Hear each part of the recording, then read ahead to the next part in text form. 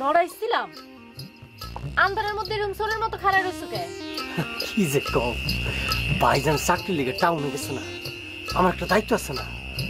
ওনার চুইটি আমার থেকেও বড় চোর তোমার বাড়ির আশেপাশে ঘোরাফেরা করে। ওর চক্ষুর নজর খুব খারাপ। ওর থেকে যদি তোমার আমি রক্ষা করতে না পারি তাহলে কেটাই করবো কম? আমার লিগা তোমার এত দরদ? কি যে কও না। কি জুস জুস। শোনো, সামনে তোমার পরীক্ষা না, তোমার এনার্জি দরকার। এটা খাইবার পরবা, পরবার খাইবা। ধরো ধরো ধরো। আমার একটা কাম করে দিবা হাবু ভাই? ওয়াল্লাহ, তুমি ফকুনের মতো কথা কোকে, এটা তোমার হক, তুমি দাবি করবা। কি কও? কালকে না আমি একটু উপজেলায় যাবো। নৌকা ঠিক করে রাখুন না, অসুবিধা নাই।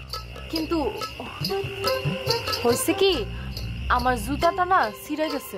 তুমি যদি একটু জুতাটা সিলাই না দিতা তাহলে তোমার জুসটাকে আমি খুব মজা পাইতাম। 2টা সেলাই দেওয়া লাগবো না, একটা সেলাই দিলেই হইব। জুতা সিলানের কামটা সাবুর দিলে ভালোই তো।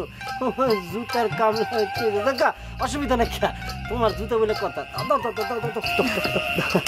অসুবিধা নাই। তোমার জুতার লোকে কি সবার জুতা ইয়ে আছে নাকি? হাত একটু দিবা তুমি? হাত দিমু কেন, জুতা দিছি না। আমার জুতাটা তোমার বুকের মধ্যে সাইপা ধরে নিয়ে চলে যাও। আমি জানলাটা আটকাই দিয়ে পড়তে থাকি, সামনে পরীক্ষা না। জুস খাও আর